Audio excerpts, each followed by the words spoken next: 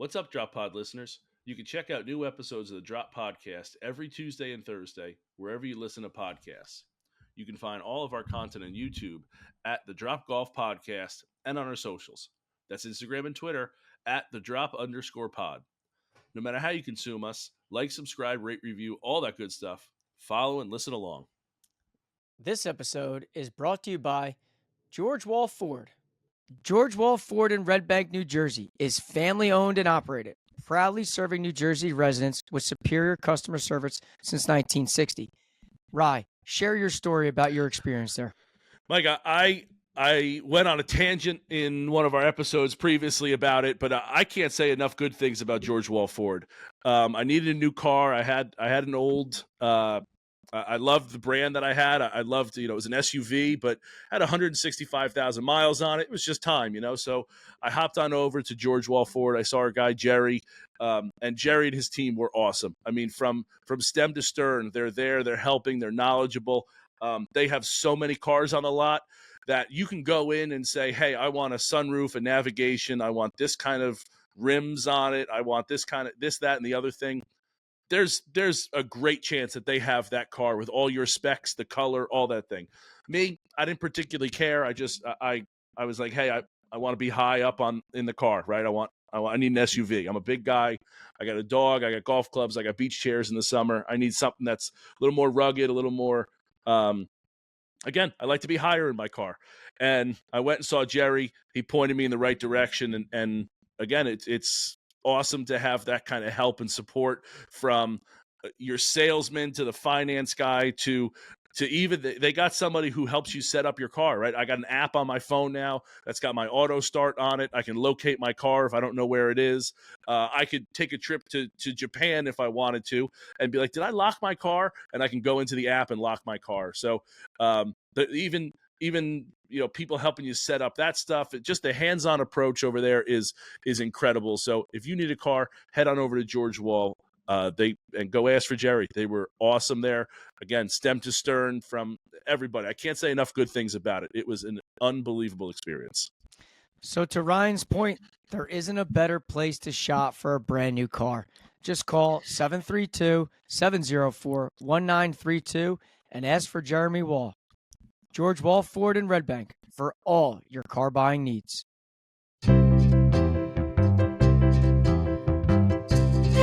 This is the Drop Podcast where we talk golf in the Garden State. I'm Mike Toro, and this is Ryan Coulott. What's up, Drop Pod people? Welcome back. It is Thursday, Interview Thursday this week. Our guest today is Grant Sturgeon, who is the head golf professional at Arcola Country Club. Mike and I got to sit down with Grant a couple weeks ago. I will say he does talk about his summer, and I know it's kind of midsummer at this point now. We did have to, as kind of things stack up, not that Grant's not an important person, not that we don't want to get the interview out, but, getting someone like when Austin won the Mid-Am, we want to get him on as close to the Mid-Am as possible to talk about it. So there are some things that we kind of move some slots here and there, kind of like air traffic control, moving the cassettes in and out. But we got Grant on this week. We talked about his experiences, where he's been, his professional playing career, his the clubs that he's been at, his next professional career. It's really an interesting path that he's taken to get to Arcola. Not a Jersey guy originally, so he's kind of made his way here, and really a great interview and fun talking with him. Again, another guy that, Mike, we've talked about this, doesn't really have to give us the time of day and sits down with us in his in his man cave there and gives us. I felt like we talked to him for over an hour. Before, then we recorded, and then afterwards. So it was really a fun interview. So make sure you stick around for listen, that. He's primed, ready to go for this state open. in a few weeks here. I know it's at Plainfield. He won the Clambake at Hollywood. He came back. He won the Dunning at Manasquan River. So he's got a couple wins underneath his belt. So he's ready to rock and roll in 2 weeks. So I think, and I know to your point, it might have been a few weeks ago when we sat down and talked with him, but here we go. It's a state open, and guys like him are chomping at the bit. So stay tuned. Yeah, I do think that it is appropriate. We got the state open coming up. We got some things coming out with that, so that's the timing works out for sure. Yeah, an absolute stud. He's already won some stuff this year. Mike, before we send it to him, I wanted to ask you, what was more impressive with my Ryan's verse yesterday? The filming on the third shot, or the birdie that happened? I would say it's finding the ball on the third shot. None of the above. I mean, the finding of that thing is crazy. The birdie that you made is absolutely amazing. I did not know after your second shot if that ball was findable. Then you have me deep in the brush trying to film this thing. I mean, Shot Tracer picked it up perfectly, which meant the camera, the phone was still. And then you capitalizing and making that putt. I don't think people truly realize, like, had you missed the hole there, that could have been 5 feet coming the other way, and the putter would have been broken. It was the putter definitely would have been broken. It was a bit of the Rory at Pinehurst putt. I mean, it was a downhill slider, and had I missed it, it was not have been an easy comeback for sure. I thought I had lost the ball for sure. I found maybe 10 other golf balls right along the line. You got into the brush there. You're not finding a golf ball. So I was really just looking along the edge of like the rough and right where it started. It was under some leaves as I was, kind of looking away. I wasn't looking too deeply in is what I'm getting at. And to be able to find it was a stroke of luck. And it was one of those things where, just the golf gods were looking down on me to be able to find it, to execute that shot. And then, I make the birdie, which is terrific. It's not like I make a ton of birdies, but then birdie to shoot 79. And again, I don't shoot 79 very often either. So it was a really great day, and things were just, it was one of those days where things were clicking and just all things were found. But yeah, to your point, I thought my luck had run out on that day. I thought I lost the ball. So to be able to find it and to be able to execute the shot, put it to, just miraculous, because I couldn't take a full swing. So I clubbed up, had a half swing. To be able to put it to 4 feet like I did, 3 feet like I did, was really, again, really a good shot. I was able to pull it off. So it was a great day overall, and I'm glad we got it. But I did want to thank you for digging in there. You really got into the brush there, and I know we can't see the ball in the ground on the shot, but it's right up against the rough, kind of covered by some like wiry leaves, I guess. And yeah, it was the golf gods were looking down on me that day. They were. So I have to thank them. But just wanted to give a recap, because it's not like I get too many birdies on my Ryan's verse. So now, without further ado, let's send you to our interview with Grant Sturgeon, again, head pro at Arcola Golf Club and participant in next week's State Open. Enjoy the interview. Cheers.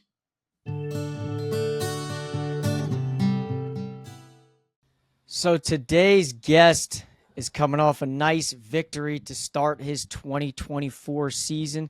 He's back, he's healthy, he's ready to go. Today's guest is head golf professional at Arcola, Grant Sturgeon. Grant, thank you so much for coming on today's show. I appreciate you gentlemen having us, Mike, or not us, having me, and a treat to be a part of the Drop podcast, and just excited to do something worthy of spending time with you gentlemen. Yeah, appreciate that. Thanks. Absolutely. So listen, there's a lot to get into. Not only you're back, you're playing golf again, you're healthy, but I did some research on your journey to get to Arcola, and we can talk about Arcola in a few, because when Ryan and I got up there and played, that actually absolutely destroyed us. So that's a story for another day. But about your journey to get to Arcola. You know, you've done some pretty remarkable things. Why don't you tell the audience a little bit about that? How you got to where you are today? So my journey is more luck than anything, and all the successes and/or great places I've been able to be a part of are just through relationships that are built through the golf business. Um, I played my college golf at the University of Louisville and tried to play for a living after that. Had some successes, but obviously not enough where I would have continued playing for a living. And I took my first gig at a place called Louisville Country Club, which is the premier place in the state of Kentucky. You have a couple other great clubs as far as Valhalla. But Louisville Country Club was the spot. I had a good friend that told me to go speak with Scott Sedgwick. There was not an opening at the time. He's the head professional at Louisville Country Club. And to put on a shirt and tie and a sport coat and give him a resume. So that's what I did, and that's where I got my start in the golf business. Scott hired me about 6 months later. And so I worked at Louisville Country Club for 4 years, was perfectly happy and content, and would have just stayed in Kentucky where I was born. But I had a great member there who was a member at Pine Valley and Seminole named Harcourt Kemp, and who wanted to introduce me to Bob Ford. And so he was nice enough to do so. Met Mr. Ford at some point in March of 2008 down at Seminole, played around the golf with him. And as luck would have it, Bob hired me, and I started at Oakmont in April of 2008. So spent a couple seasons there. No words for how lucky that break was and how thankful I still am to this day to Harcourt Kemp. And so I had some small successes playing as well as just being a part of the team there at Oakmont, which led me to playing for a living again. Same result as the first time. Worked my tail off, did everything I could to be successful, and just wasn't good enough. So at that point in time, got back into the golf professional side of the business as far as the PGA goes. Worked with and for a great friend at Hirschborn Country Club for about 1.5 years. And then I got a call asking if I would be interested in the opportunity at Wingfoot. And it's 100% truth. Adam Kushner called me, who was friends with James Ondo at Wingfoot, who worked under Mike Gilmore, and said, "Do you have any interest in Wingfoot?" I said, "Adam, I would go there for free." And he goes, "Well," he goes, "that's not going to be the case. It won't be for free." But I hadn't met James at the time, but he goes, "I'm going to connect you with James and Mike and let you take it from there." So fortunately, went up to Wingfoot Thanksgiving of 2012, met Mike, met James, played a couple rounds at Wingfoot, and they had bad judgment as well, and decided to make me part of the team. So very grateful for that. And I just had 4 amazing years there at Wingfoot. It was off the charts. The membership relative to myself and all the team members there, they treated us as family or maybe even better than family. And had 4 amazing seasons there. And leading into Arcola, the opportunity popped up at Arcola for the head professional job. And fortunately, they said yes to me, and I guess this is year number 8 now. So I've been so much luckier than I deserve, and just grateful for the people that have put me in front of other gentlemen that have given me opportunities to be at great places and continue to advance my career. Those are some loaded places. And you say your golfing career too. You want to talk about like your career? I know you say like, but I want to throw this out there. You won the Kentucky State Open in 2002. You made the cut at the PGA Championship at Hazeltine in 2009. You won the Med Open in 2014. So like, clearly not for nothing. I don't know how many people got things wrong, like you want to say, but I mean, we say it all the time. You clearly can golf your golf ball, pal. Well, thank you. But yes, there's a lot of backstories that most of the audience would be bored with. But where I grew up with, I'll be as brief as I can, being from Kentucky. which takes a long time every time we say anything. But there's not much going on in Cave City where I'm from, and that's not a negative. It's just you played sports and you worked hard. And if you didn't play sports, you worked that much harder at whether it was your studies or jobs, et cetera, et cetera. But I started playing when I was 3, played my first golf tournament when I was 5 years old. And I played basketball or golf sun up to sundown every single day. And so, you know, that my love for sports, my dad was he was a college athlete. He was a really good left-handed pitcher in college. And he just gave me the opportunity, never pushed me. Just when I would beg to go to the golf course or to go shoot some hoops, he'd say yes. And so there were a lot of reps, a lot of hard work along the road that have led to the small successes on the golf course. I feel like I've earned all of those personally, but relative to the job opportunities that I have been presented with, that is a lot of luck, and it is also at the grace of good people that put me in front of other people who are influential in the golf business that have given me those opportunities. That's incredible. It really is. Yeah. That just a loaded, as I was saying before, loaded, field in your resume there. Do you have a favorite of those spots that you've been to? Take out Arcola right now. The golf course that you've worked. Is there one that that stands out? Yeah. Yeah, I was gonna say you're putting him right on the spot right there. I mean, you put early on. I'm coming with the hammer. Yeah. There's your first edit. There's your first edit of the day. Don't include this part, but hey, here's my answer. Hey, the correct answer is Arcola. That's 100% what it is. Oh, that's great. So, but no, I truly have loved each and every place, and all for different reasons. Louisville Country Club gave me my start, and Scott Sedgwick, the head professional I worked under, literally operationally for my job day to day, is who I learned the most from as my mentor. Going to work for Bob Ford at Oakmont, unbelievable in how he was able to navigate membership at Oakmont, a membership at Seminole, and grow 2 of the top 10 places in our country as a member of the team or as staff. He made those 2 places even more special. So to learn from him, there have been a lot of us because the family tree is large, but that's a blessing beyond belief.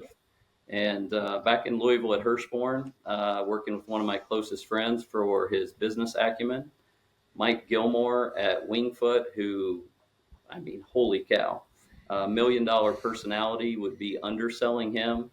And, just to learn how he navigated that membership and that club. And now to be at Arcola, which is golf-centric, high golf IQ, some of the best players in the Met area, just unbelievable. And, those golf courses, folks here won't know Louisville Country Club or Hirschborn in Kentucky, but both great tracks. But Oakmont, Wingfoot, and Arcola are 3 championship venues. So I truly have. It sounds political, but it's not even a political answer. They've all been part of my growth professionally and also just playing on the golf course because you play championship conditions every day. You have to figure out how to hit great golf shots on big boy golf courses. And been lucky to be at those spots. Yeah, I love that. Taking a little bit from each is huge, and coming from obviously a golf background, but not going to it doesn't sound like you went to school for like PGM or anything like that. So you're taking all from these great people, and you're doing it. You're doing a great job with it. Thank you. And speaking like now being able to get back out there, I know you were shelved last year. But now coming into this season, like where are you at physically? How about even mentally? Obviously coming into the season, I know after winning the Clambake, it's like, all right, now I feel real good because, I got one underneath my belt to start, but just overall, like where are you at? So physically I'm 100%. My wrist is, it's as good as it ever was. I still wear a brace just mentally for that makes me feel good that nothing's going to go wrong when I hit it in the rough, 10 out of 14 times around. So doubt that, but we'll go with it. We'll let you keep going there. But zero limitations physically whatsoever. Mentally, it took a little bit. And we'll go back to physically. I still haven't picked up all the speed. I'm doing a lot of speed training on my own and still doing some PT at home. But I've probably lost 2 to 3 miles per hour, half to a full club with my irons, but that's just part of it. But mentally, I've always prided myself selfishly on when I'm able to get into contention, performing better when it matters. And I had a couple instances early this year in our section match play championship where I was 1 up with 3 to go and managed to lose the last 3 holes, which I was not very proud of. And also in local U.S. Open qualifying, got off to a bad start. And I kind of thought I needed to eagle the last hole, made a bad decision, and ended up making bogey instead of birdie, which would have put me in a playoff. But long story short, it took a minute to get back mentally to performing when it matters at the same level or even better than. And it was just nice at Hollywood, the final round to come out and have a solid one and be able to close the deal. Yeah, I've said that for a long time. Like, you got to learn how to win, and if you take a year off, you can kind of forget that, and then it seems like you've now refigured it out how to mentally get over the hump there. That's awesome. Yeah, and when you talk about that final round, Grant, yeah, that was some scary stuff. I've obviously, I always joke around with every guest that comes on, like, I'm a nerd, I'm a fiend, like, I'm checking, updating, refreshing every little thing I can. And then when I saw you make birdie on 4, which, obviously Ryan and I know Hollywood very well. It's a great birdie on that par 3. But then when you start to string these next 4 holes together, you go birdie, eagle, birdie, birdie. You're through that 4-hole stretch, you're 5 under par. And even somebody's got to look at that like you and say, oh my God, like this could get scary. And then you still finish the whole thing off with a 65 at Hollywood in the final round. Like, what was that stretch of golf like? Because no offense, not many of us have ever been there, let alone, someone like you that's probably done it often. Well, I haven't done it often enough, but I love that. So no, it was a special run of holes, and the circumstances kind of dictated it. Meaning Nick Bova, who's a close personal friend, who I actually get advice from once or twice a year on my own game. Nick was in a position where I was trailing him by 3, or I was actually trailing him by 4 going into number 4. And I had to make birdies and put some pressure on Nick, regardless of how he reacted, positively or negatively, not about this specific tournament. But I flat out had to get it done. So I played very aggressively. Sometimes it goes the other way. When you do that and you're 4 back, sometimes you go bogey, bogey, bogey, and the tournament's over and you have to have like a tiger grind session to finish 2nd or 3rd. But fortunately, I pulled the shots off. I converted them with the putts, and that's kind of all it was. The situation dictated green light, let's go, and I was able to execute. And then once I got the lead, the mental side changes a little bit. How do you keep your foot on the gas pedal and not let get away what you just earned? So I was fortunate to do that. Starting on kind of the last 9 holes, starting on 10, getting a birdie there and closing everything out. That's interesting to have come back to the mental side of it. Like, all right, now I'm in the lead. Now my mentals have to change, and it's a different test for you.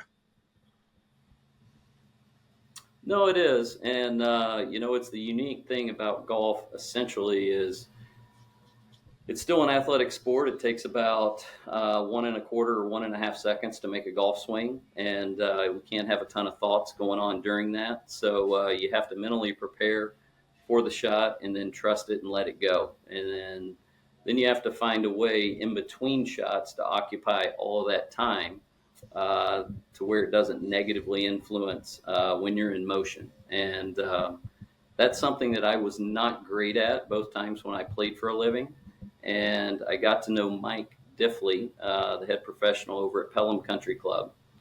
through Mike Gilmore at Wingfoot, and Diff kind of changed everything about the way I look at golf, tournament golf, and even golf day to day. And he helped me. I already loved it, but he helped me love it to a new extent, and gave me the tools to help me perform the best I can in tournament golf, and then especially in pressure situations. So it's tough to describe, and it would bore everyone to death. But once again, credit does truly go to someone else that taught me the tools to be able to sometimes succeed in those situations.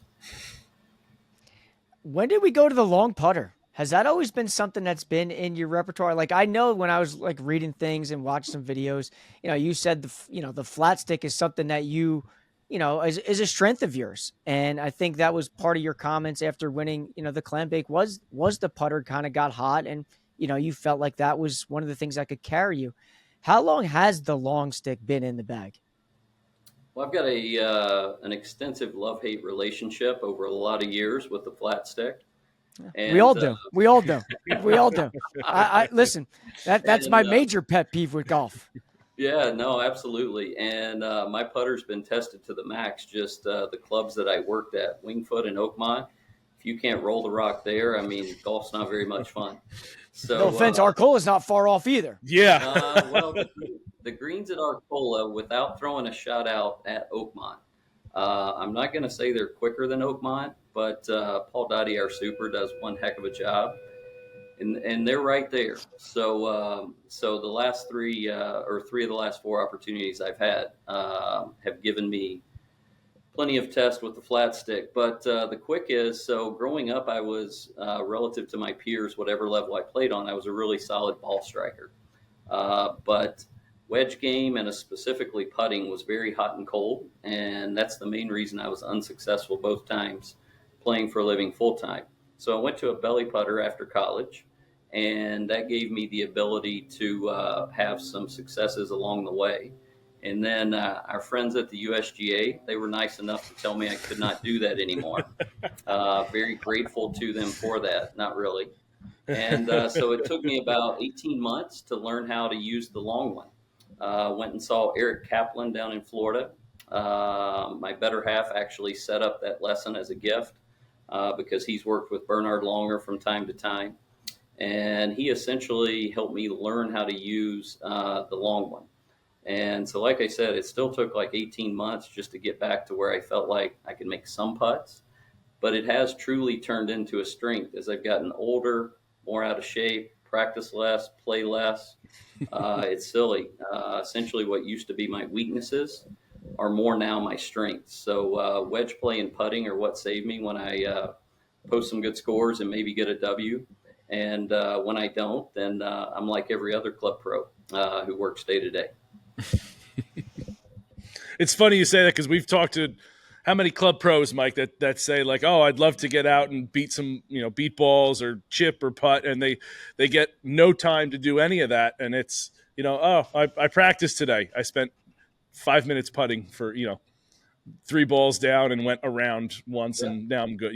There's no time. So it is a grind for you guys that are wanting to play at such a high level, but also balancing we don't have time to practice at a high level. No, I mean 100%, and I truly am lucky. Arcola supports me.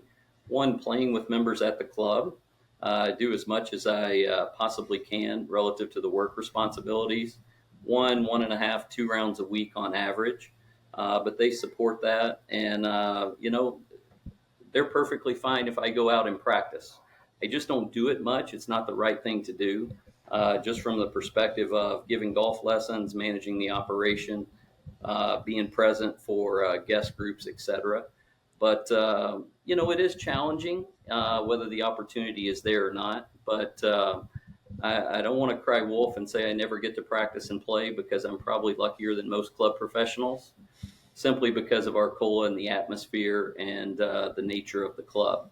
But it is a challenge. I play and practice less than I ever have. I'm older. I'm in worse shape than I've ever been. But that's where the mental side that Mr. Diffley helped me with, and just competitive experience comes in. And it's a great thing about golf. unless I'm playing in a PGA Championship. There are not any pictures. I just have to find a way to get it in home. That's so good. And speaking of your club, listen, I think your golf club may, from top to bottom, be the best golfers in the state. And I think from a handicap perspective, if you've looked at your spot, you have really serious golf first players there. And when we sat down with Chris DeJean in the fall and we talked to him about Arcola and the players that he had there, it was not only just him, but it was name after name after name that, like you said earlier, competes in all this MGA Met area events. You know, they dabble and they do so successful, and they are so successful. Like, talk a little bit about the membership there from a playing aspect, because from my understanding, it is probably the cream of the crop. Absolutely. And I don't want to go through a list of names just in case I leave one of the 25 out. Yeah. But there's a big onus on, or let's put it this way, I feel a big responsibility to manage the golf operation in a manner that harbors an atmosphere to where those guys, just as much as our 20 handicap guys, are able to improve at golf. And whether it's practice facility, whether it's lessons, whether it's anything across the board, as long as Arcola wins at golf, relative to membership, staff, golf course conditions, Arcola is going to be okay for a long time. And we're just really lucky that the camaraderie amongst all members, regardless of handicap, welcomes those guys who are plus fours. The guys who are plus fours, they play with the guys who are 20s. And, it's just great to be a part of that. One of my biggest stresses is we do a weekly newsletter. And from Kentucky, obviously, it's not, too over the top since I write it. But one of the toughest things is truly keeping up with what our guys do, the events that they're playing in, and making sure just to mention everyone and the successes they're having, whether it's New Jersey State Golf Association, MGA, USGA, just across the board, all the invitationals, whether it's the singles at National, whether it's over at, Garden City, wherever it is, the Anderson that's getting ready to happen over at Wingfoot starting tomorrow. So, it's a great environment to be a part of, to where, I have to be on my game just so I still have some integrity around there. So 25 of our members, I don't have to give them two aside. But, it truly is awesome, and it truly is fun to be a part of. Yeah, I mean, that golf course is something else. I mean, Ryan and I have been fortunate to get out, to experience a lot of different spots in this state, north, south, east, west, everywhere. And to this day, everybody had said to us before we played there, like, you're not going to play faster greens. You're not going to play faster greens. And we understood what that meant. Like, okay, we know we're just going to have to tap the putt. But I think it didn't take long to figure that out. Oh, yeah. It happened on the first putt on the putting green. But not until you truly experience it do you really understand what that comment really means. And it's not just the greens that are difficult per se, but the golf course is a very challenging golf course, I think. And I think that's why a lot of players in your club are able to travel elsewhere, because that handicap goes everywhere. It's not just the +4 on Arcola that if they went somewhere else, they're going to shoot 78. No. That is a legit +4. And when you talk about that golf course, what are some things for you that have been there now for a little bit of time that stands out? Is it the greens, or is it more to that? So I would say, one, we have a championship layout from the standpoint of overall distance or total distance of the golf course.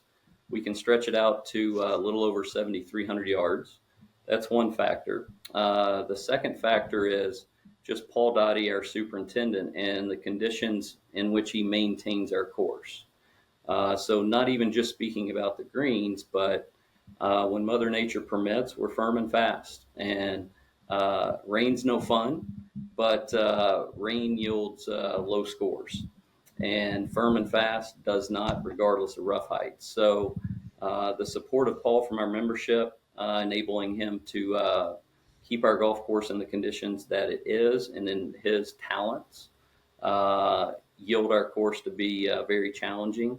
And then finally, the greens.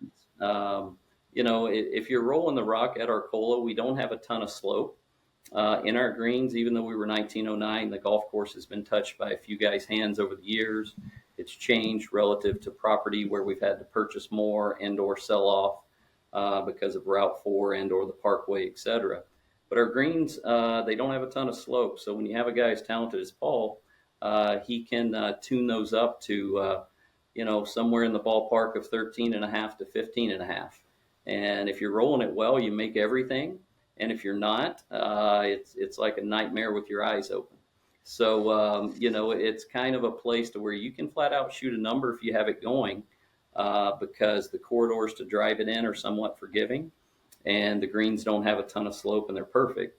But just as much as you can post a low one, you can post a high one, just due to the fact of a 3-footer is not a give me, probably a 2-footer is not a give me. And, takes a lot of fortitude to get it around there. And that's been shown through when we co-hosted the U.S. Amateur in 2022, when we hosted the Met Open last year. And still a little angry I didn't get a chance to shoot 375s with the rest of the field last year when we were hosting. But it stands up for championship golf, and that's just credit to the length of the golf course, the conditioning, and our green complexes, which Paul Dottie gets a ton of credit for. Yeah, I mean, I don't know anybody that's ever said a bad word about that place. That's always been one of the bucket list spots that people have said to us, like, if you play there, best of luck. And, all the guys that I talk to all the time at Manasquan River speak so highly of your spot over there. And I know Austin's had pretty good success over there with the state am and whatnot. But, even when I talk to Chris all the time, he rants and raves about that spot. And I think one thing for me, when I think about Arcola specifically, when we got there that day, seeing the sun rise over the city right there from the parking lot, just like looking out, you're just like in awe, like, holy hell, like this is going to be a day. So you're definitely at what I think is one of the special spots in the state. And I do think it's one of the most challenging ones just because of the greens. Yes. I mean, it's so good. It's so good. Yeah. Mike, I couldn't agree more. The greens were ludicrously, defensible when we got to play. I mean, I putt like the Hulk anyway, so it doesn't really matter. But they were really, really fast, and it seems like you guys have a good connection between what your vision of the course is, what the membership's vision of the course is, what Paul's vision of the course is, and all of that blending and making it. It seems like it's really simpatico between all different parties involved and making it to the great course that it is. No, I would agree. One of the things, Oakmont, the members took a lot of pride in not just not the scores that they shot, because they weren't always the lowest, but just the fact of how difficult and how humbling the golf course was, and that Oakmont was unique in that, and, championship conditions. And Arcola is just the same, to where the membership as a whole, they just love the fact to be able to bring guests out and experience something that's unique and different. It's not unfair. It's just Arcola is kind of the preeminent place if you want to play greens in our area that could rival U.S. Open speeds and things of that ilk. And so kind of Paul's main guidelines maintaining our golf course are simply championship conditions. And I know I've mentioned his name a ton, but he maintains those as well as anyone I've ever seen, Tuesday through Sunday, for our members. It's not just for our member guest invitational that starts tomorrow. It's not just for the Met Open. It is, if either one of you gentlemen were members at Arcola and you brought out 3 guests on Tuesday, you're going to see very much the same conditions. So, it's fun. They give him some rope to make it awesome, and he has the talent to do so. No doubt. Yeah, Mike, I think Chris mentioned that when we interviewed him. It might have been off camera, but he said that he's like, we could host something right now. Like, there's no doubt that we could, if something were to cancel, Arcola could host something in blink of an eye. They don't need to doll it up, put lipstick on it to make it something that they're trying to get to. So again, like you said, 100%. credit to Paul. Yeah.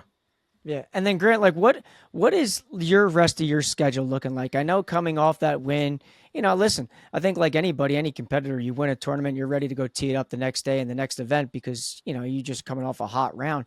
Like, what's the rest of the season look like for you in terms of your competitive side of things?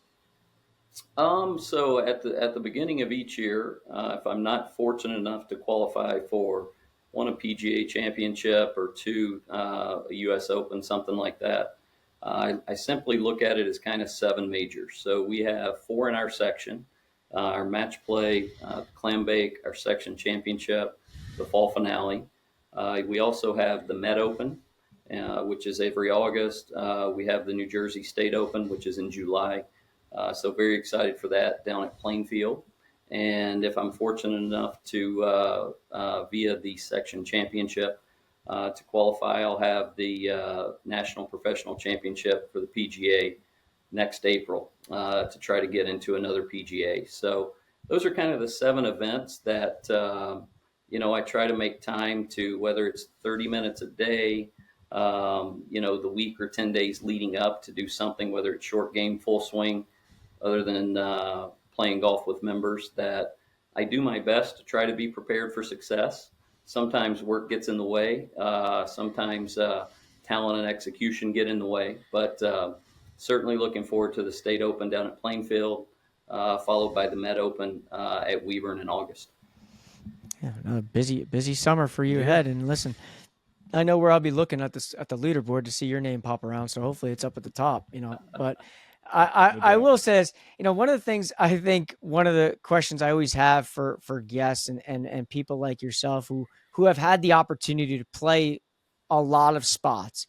And if we condense that to just New Jersey, because obviously our podcast focus a lot on golfing in the Garden State and highlighting all these things here. If you were to give the audience a private spot that if they got invited to, they had to drop what they're doing, get out of jail free card, ask the wife, I need a major favor. I'll figure the rest out.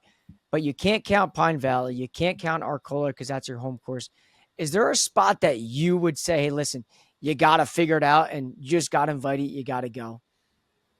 Absolutely. So bore you real quick. Way back in 2007, I was watching the US Open on TV at Oakmont late in the afternoon. And someone was with me, and I said, if I can get an opportunity to play Oakmont, Shinnecock, and Augusta in my days, I'll be pretty lucky. And luckily, I was working at Oakmont. It was less than a year later when I was working there. But a little caveat in that, I am biased, but Wingfoot West to me is the best 18 holes in golf that I have ever played. There's no ocean, there's no flower beds, there's no benches, there's nothing other than just 18 amazing holes and 36 with the East. Those par threes are the best set of 4 that I've ever played as well. But it just distinguishes between between poor golf, average golf, good golf, and excellent golf. You can make 18 birdies on Wingfoot West. You can also shoot 95 on Wingfoot West. You hit your golf ball in general, you find it every time. But, the challenge in front of you is pretty extensive. So literally Wingfoot West is, it's the best 18 holes that I've ever played. Just quality of hole by hole and the entire course. Listen, let a man dream for Wingfoot. Yeah. West, Brian. Let a man dream. But Grant, even if you said, let's even condense it again. Let's say New Jersey. Let's say if we said in this little boundary state line that we have here, do you have a favorite here at home? So the true answer is I have a few. Okay, I love hearing these. I absolutely love Hollywood. I've had success there. It fits my eye, but not just because I've played well there. Just absolutely love the golf course. I think Mountain Ridge is off the charts. it's Let me stop you real quick. Yeah. Let me stop you right there. You are, this is the running joke on the podcast. For any Mike time and we I have a just guest looked at each other to like laugh with each other there. Listen, we asked this question. Well, I guess I always ask an ending question. Ryan always asks an ending question, and that's what mine is. Because I'm always curious. Where do you guys love to play? Take out Pine Valley. Take out your home spot. And I can't tell you how many people say Mountain Ridge. I can't tell you. Yeah. Can't tell you Mountain Ridge. Listen, you're probably about the 10th, 12th person I'm asking now. Why Mountain Ridge? What am I missing about Mountain Ridge? What goes on at Mountain Ridge? So I want to throw one other one out before I answer that question, but I'll come back to Mountain Please Ridge. do. I think with the 27 holes, Ridgewood loses some character, but if you do the championship routing, the 18 holes at Ridgewood, that's as close to Wingfoot West as I've ever played. Wow. I still would take Wingfoot West, but I think the championship routing at Ridgewood is literally off the charts. And Essex just reopened after a little Gil Hans facelift. So excited to get over there. I love that one as well. But the reason I mention all those golf courses is it's the reason Wingfoot West is my favorite. They distinguish between poor golf shots, average golf shots, good golf shots, and excellent golf shots. And whoever plays the best on those golf courses, you win. Whether it's physically executing shots, whether it's mentally making the right decision. And they're just both, I mean, every one of those courses I mentioned, they're just beautiful playgrounds. I mean, they're gorgeous. Obviously, the architects of each of them were all part of the golden age, even though they don't all have the same architect. And when you tee off number one, you make it to 2, 3, 4, 5, etc. Someone special touched it. They each have a flow and a feel to them that, hey, you just know you're at an awesome spot. So, Mountain Ridge is just awesome.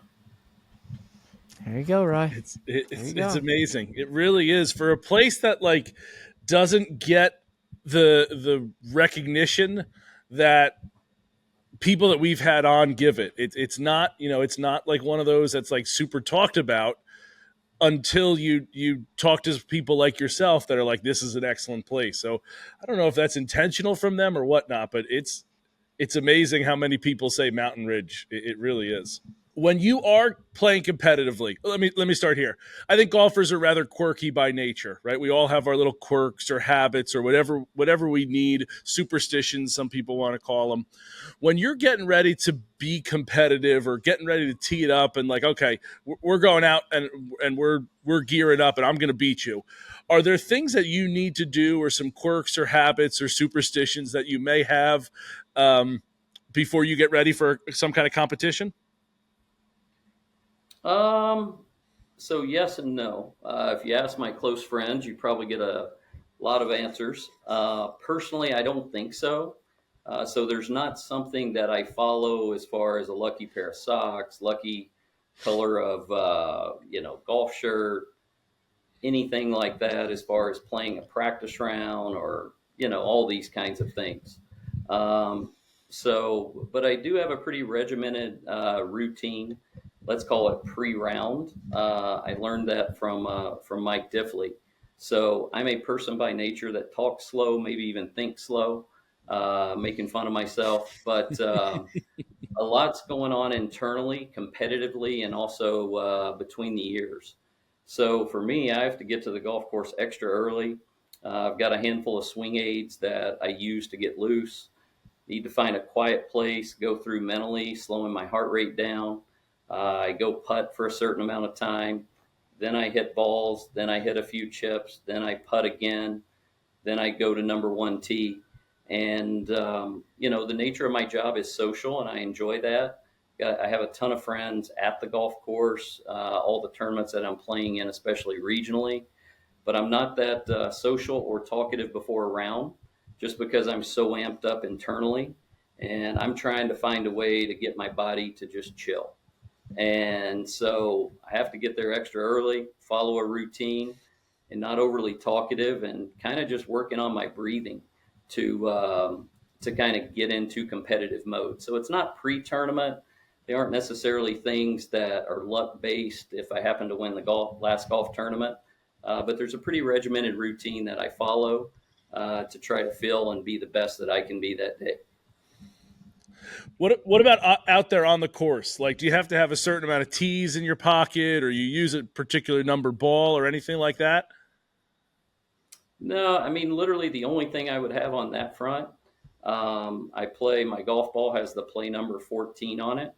And that goes back to something positively mental or mentally positive. The best year that I ever had as far as number of wins and converting when I had an opportunity to win was 2014. So I put 14 on the golf balls. So after I go bogey, bogey, double bogey, bogey, I look at my golf ball and I'm like, hey, you used to be okay at this game. And so hopefully laugh at myself, get a smile, and not make another bogey. But that's kind of plastic, wooden, stripes, how many, tees don't play a role. I mean, I mark the golf ball the same way. I mark it with red Sharpie for red numbers. That's just another mental cue because you look at the golf ball every time. Yeah. So I have a handful of things like that, but yeah, no smelly socks. Okay. Mike, you do the red marker too? Red marker for red numbers, pal. Okay. I didn't know. I've never noticed that for you. We're in two different spots when we play. That is true. That is true. Grant, as someone from out of state originally and been in New Jersey since 2000 and was my math right, 16? So I started, So I was up at Wingfoot 13 through 16. Okay. And Arcola started January 1 of 17. So yes, sir. Okay. So I'm interested in this answer then. There's a good one. Yeah. So obviously we're a golf podcast, but we're also a state of New Jersey podcast as well. And there is a great debate in our state about the name of a particular kind of breakfast meat. What do you call that particular kind of breakfast meat? Well, so it's not mortadella. It's not Taylor ham. We would call it bologna. And so that would be the Kentucky term I would give to Taylor ham. Okay. Wow. I don't know if I missed that leading question, but they're all kind of the same. Yeah. It's kind of like a hot dog. They're all made out of mystery meat. Listen, that's a fact. Yeah, that's good. That's a fact. I mean, that's you're the most roundabout answer we've ever gotten. Most roundabout answer we've ever gotten on that question. Listen, we nearly said Taylor ham or someone says pork roll. We got the Kentucky version right there. I love that. I missed Philly, so I missed the pork roll. I think that's where pork roll comes from. I don't know if it's Philly or not, but yeah. No. Well, way up north where you are, it's Taylor ham country. But I'd say from basically like Rutgers south, it becomes pork roll. Maybe like Driscoll Bridge area, it becomes pork roll. But yeah, that's. I'm glad we got the Kentucky version. I like that. That's good. Hey, everybody in New Jersey needs a little exposure to country ham. Very prosciutto-like, but much thicker, much saltier, and much better. So if we want to talk, you know, I'm biased once again, but country ham has a little breakfast meat sandwich. If we threw that in New Jersey, we might be able to go play some great spots on the proceeds. Ooh, interesting. All right, maybe you might be onto something there. I like that. But yeah, listen, Grant, I can't thank you enough for coming on today's show. I mean, this has been a blast. I mean, you're at a super special spot. It's nice to see you back, healthy, playing golf again, winning again, doing what you'd normally do. So if we don't catch up throughout the rest of your season, best of luck. I hope you stay healthy, and I hope you keep getting some dubs, pal. Hey, can't thank you enough, guys. Mike, Ryan, much appreciated. And best to you gentlemen as well. And thank you for bringing attention and light to all the guys around New Jersey that have had some small successes and just the game of golf. So it's meant the world to me, and it's what I do all day, every day. So thank you for putting that at the forefront here on your podcast. Cheers. I appreciate it, pal. Thank you.